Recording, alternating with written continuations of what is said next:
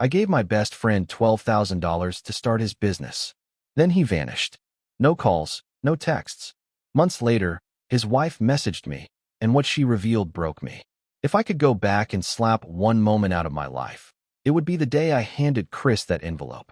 Thick with bills, more than I had ever withdrawn in one go, wrapped in a rubber band like some bad movie deal.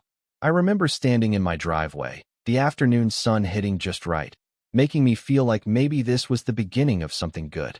Maybe I was helping my best friend turn a page. Chris had that look in his eyes, half excitement, half fear. He had just gotten laid off from his job and said he had a plan. A real one this time. Not another gig selling knives door to door or flipping thrift store junk on eBay. This was different, he said. He wanted to start a mobile detailing business. Said he had the gear, the know-how, and all he needed was a small boost. He needed 10,000. I gave him 12. I did not even hesitate. Chris and I had been tight since high school. He was the kind of guy who showed up when my mom got sick, brought takeout when I could not leave the hospital, helped move me out of my ex's place when everything blew up. He was always there. So when he needed help, I figured this was my chance to return the favor. It felt good, honestly, like I was doing something meaningful. But looking back, I was so naive. Too trusting, too hopeful, and maybe, just maybe, too desperate to believe people were better than they were. The first week after I gave him the money, things seemed fine. He texted updates, sent pictures of his detailing van setup, even joked about adding my name to the side as a silent investor. I felt proud. Then, the text slowed. A few days passed. Then a week. I messaged him, just checking in, no reply. I figured he was just busy. Starting a business, hustling. I told myself not to worry. Another week passed. Still nothing. I started getting that tight feeling in my chest, the kind where your gut knows something your brain will not admit yet. So I called. No answer. I called again. Then again. Straight to voicemail. I even drove by his apartment. It was empty. No car. Blinds drawn. Like he had just vanished. The next morning, I got a notification from my bank. His auto payment had bounced. He had set up a tiny monthly payback plan, more symbolic than anything. But now even that was gone. That was the moment it hit me. He was gone. Just like that. And I had been scammed. By my best friend. Or at least, that is what I thought. Because the truth? It turned out to be so much darker than I ever imagined. I spent the next few weeks in a fog. It was like trying to function with a rock sitting on my chest, pressing down with every breath. I kept telling myself it had to be a mistake. Maybe something happened. Maybe he lost his phone. Maybe he was just too overwhelmed. But deep down, I knew I was lying to myself. I started going over every detail of our last few conversations, looking for clues I had missed. Had he seemed nervous?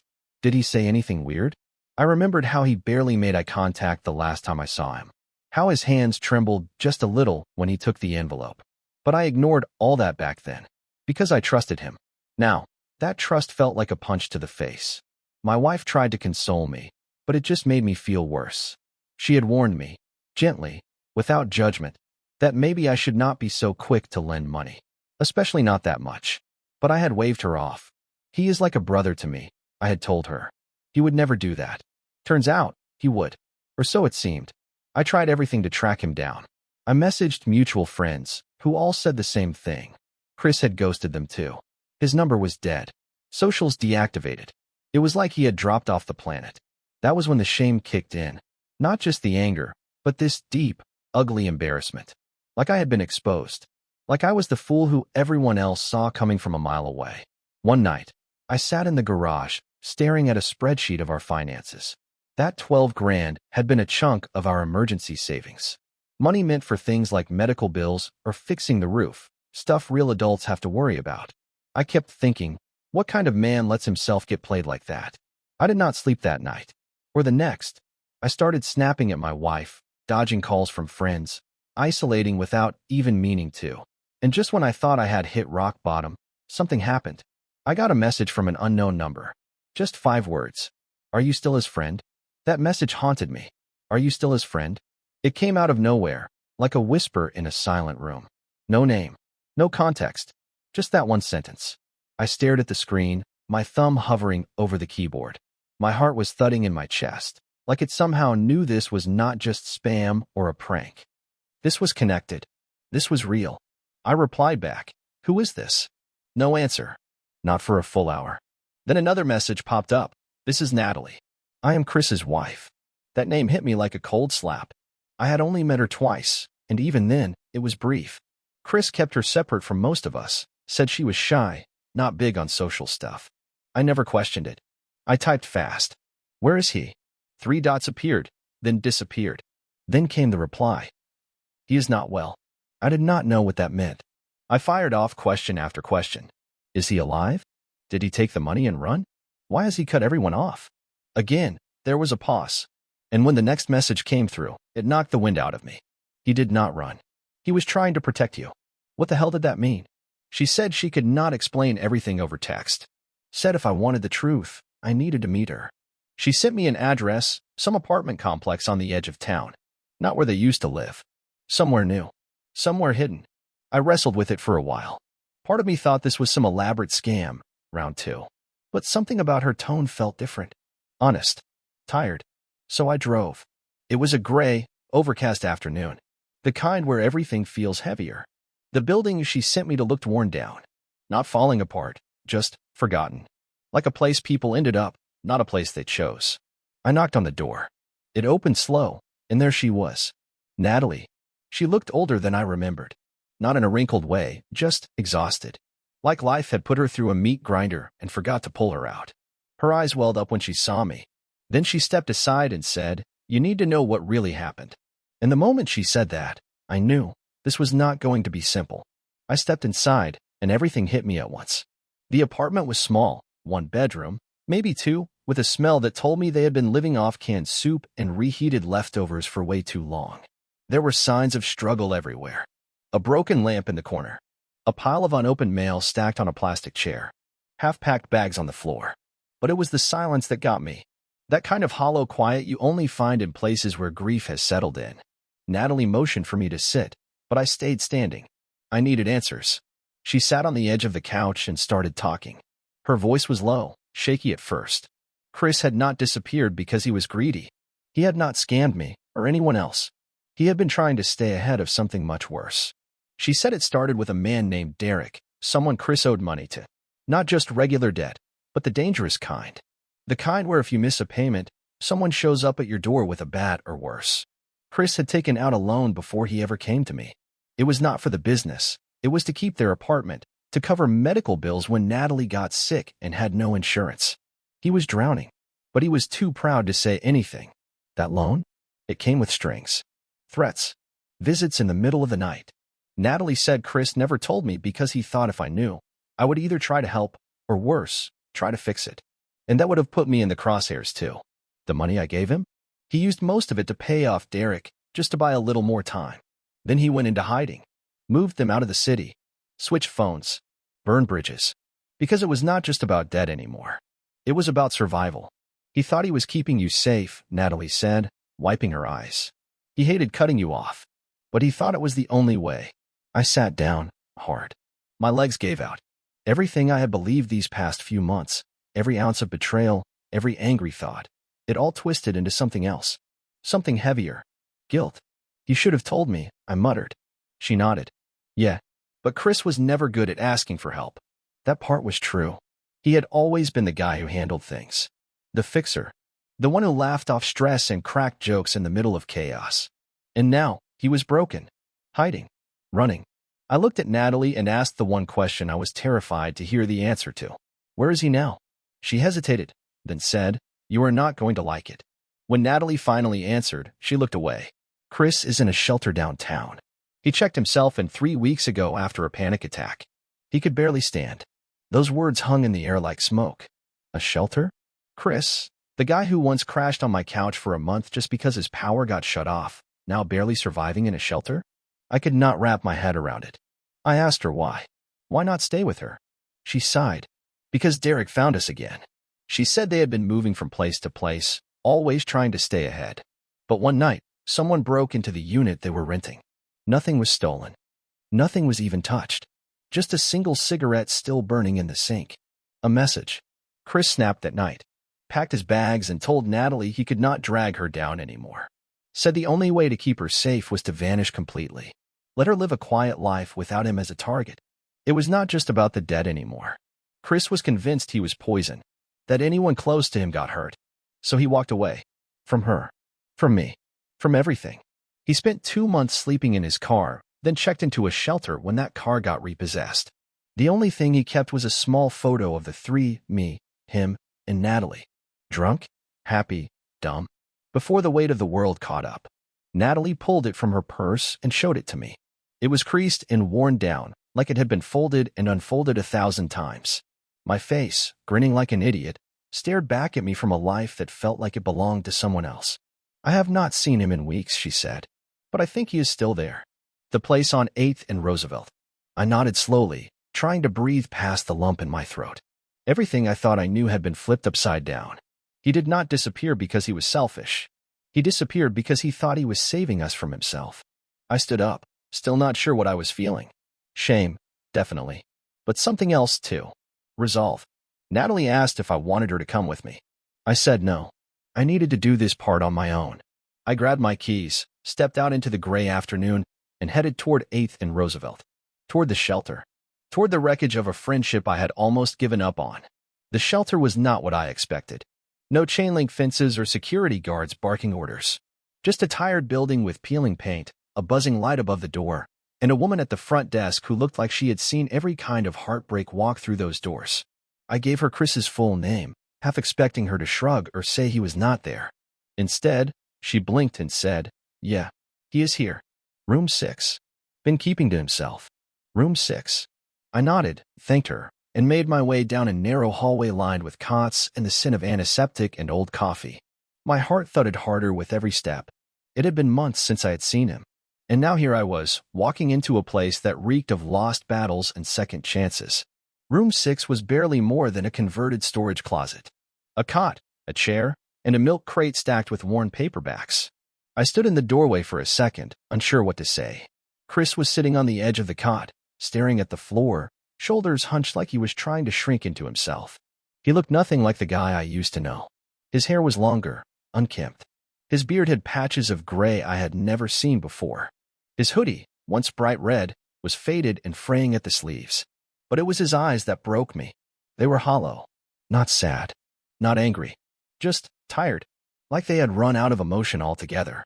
I cleared my throat. He looked up, and the second his eyes met mine, everything in the room shifted. He froze, like he could not tell if I was real or a ghost. I said his name, quiet and careful. Chris.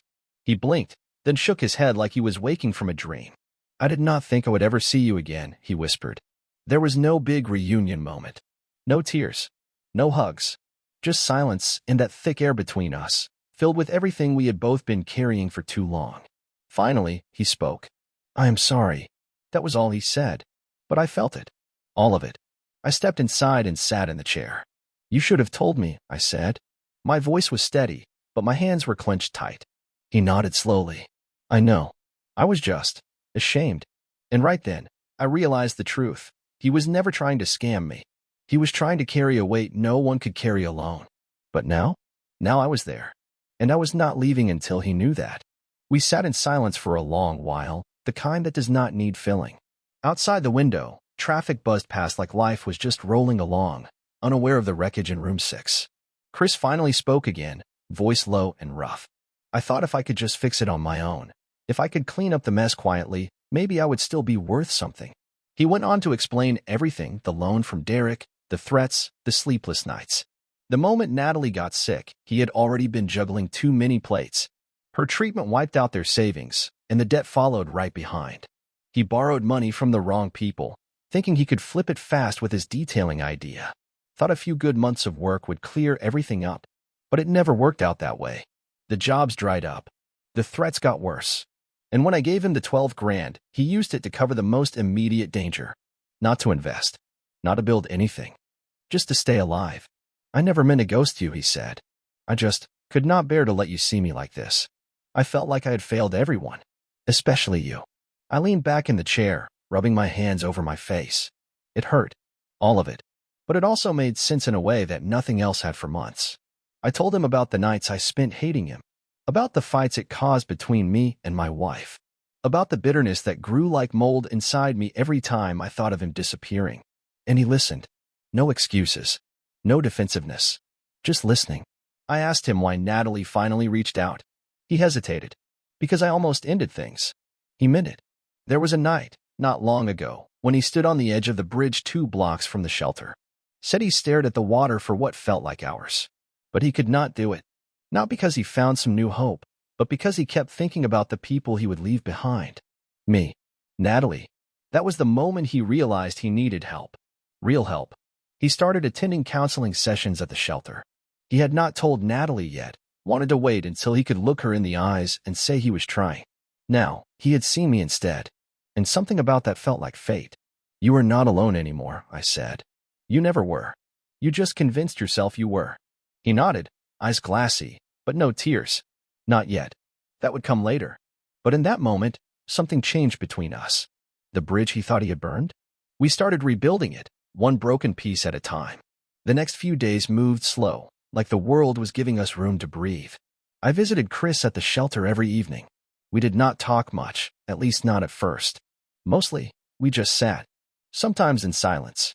Sometimes with scraps of conversation about nothing, old memories, stupid jokes from high school, songs we used to blast in the car. But underneath all that was something deeper. A kind of healing that happens when two people stop pretending and just exist together. He started opening up more. Told me about his sessions with the counselor. How he had been journaling again, something I never even knew he used to do. He said writing things down made the chaos in his head feel less sharp, more manageable. One night, he pulled out a folded paper from his jacket and handed it to me. It was a letter. To me. He had written it a month ago. Never sent it. Thought it was better left unsaid. I opened it and read it while he sat there, watching me. It was messy and raw, full of guilt and regret, but also full of love. Real, honest love. The kind only best friends know how to give without needing to say it out loud. He wrote about how I was the only person who ever believed in him without asking for anything back. How that made it harder to face me after he let me down. How every day he spent in silence was another day he cursed himself for the pain he had caused. I folded the letter slowly and said the one thing I had not been able to say since all this began. I forgive you. He looked like he did not believe it at first. Like the words were too heavy to be real. But I meant them. Not because he had made everything right. Not because he suddenly had a plan or a clean record. But because he showed up. He admitted the truth. And he was trying. That night, I offered him a deal. Not a loan. Not money. A job. I had a buddy who ran a warehouse not far from where I worked. Nothing glamorous, just loading trucks and moving freight. But it was honest work. A steady paycheck. And a start. Chris hesitated. I do not want handouts, he said. It is not a handout, I replied. It is a hand up. He took a deep breath. And said yes. The first day at the warehouse was rough. Chris showed up in a borrowed shirt, his hair tied back. I still haunted but focused. I could tell he was nervous. Not just about the job, but about proving to himself that he could still do something right. That he was not just the guy who vanished. The work was simple but hard. Manual labor from morning to evening, moving crates, stacking pallets, helping with deliveries. The kind of work that left your back aching and your fingers raw. But Chris never complained. He kept his head down, clocked in on time, and stayed late when he could. The manager, a tough guy named Benny with a goatee that looked like it had been shaped with a pocket knife, gave me a nod on day 3 and said, "Your friend's got grit." That was all I needed to hear. I started driving Chris to and from the warehouse each day. Those car rides became a quiet space for both of us. Some mornings we would talk. Other times, we just listened to the radio. It felt like a slow rebuild of everything that had been broken. One afternoon, as we were pulling out of the lot, he turned to me and asked if I ever regretted giving him the money. It hit me like a sucker punch. Not because it was out of nowhere, but because I had asked myself that question 100 times since everything blew up. I paused before answering. Back then? Yeah, I regretted it every damn day. He nodded like he expected that. But now? I continued. No, not anymore. He looked out the window, and for the first time in weeks, I saw the faintest trace of a smile tug at the corner of his mouth. That weekend, Natalie called me. Her voice sounded lighter, more hopeful. I heard he is working again, she said. He is, I told her. And he is showing up. Every day. There was a pause. Thank you, she whispered. For not giving up on him. I did not know how to respond, so I just said the only thing that felt right. He is still my friend. Because despite everything, the lost money, the silence, the heartbreak, He was. He always had been. And now, for the first time in a long while, it felt like we were both walking towards something better. But I knew there was still one more piece missing. The confrontation we had both been avoiding. And it was coming sooner than either of us expected. It happened on a Thursday evening. We were just getting off work. The sun was low, bleeding orange across the warehouse walls. Chris was quieter than usual on the ride home. He kept rubbing his hands, glancing out the window like he was chasing a thought he could not quite catch. Then he asked me to take a detour. He wanted to go back to the old apartment complex, the one he and Natalie had lived in before everything fell apart. Said he had not been back since the night they ran. I did not ask questions. I just drove. We parked across the street, in the same spot where I used to pick him up for beers on Friday nights. The building had changed. A new coat of paint. Different cars in the lot. But the ghosts were still there. You could feel them. Chris got out, walked to the sidewalk, and just stood there. "I need to talk to her," he said. I offered to go with him, but he shook his head. "This one's mine." He crossed the street, walked up the stairs, and knocked on a door I had only seen from a distance. I waited in the car, hands on the wheel, heart pounding like I was the one about to face it all. The door opened. Natalie stood there, framed by the light inside. She looked surprised, but not angry, not afraid, just ready. They stood there for a moment. Then she stepped aside, and he walked in. I did not know what they said. I did not need to. What mattered was that they were finally talking. Face to face. No secrets. No hiding. He came back out nearly an hour later. His eyes were red, but there was something different about him. Something I had not seen in a long time. Peace. We rode in silence most of the way back to the shelter. But as we pulled up to the curb, he turned to me and said something I will never forget. "You saved my life, man. Not with the money. With the second chance." I just nodded. Because sometimes, words are not enough. He got out of the car and walked back inside, shoulders straighter, steps steadier. That was the last night he stayed at the shelter. 2 days later, Natalie called to say he had moved back in. Slowly, carefully, but it was a start. And the money? I never asked for it back. Never brought it up again. Because the truth was, what I got in return meant more than a number on a statement. I got my friend back. Not the same as before. Not naive or perfect, but real. And that was worth everything.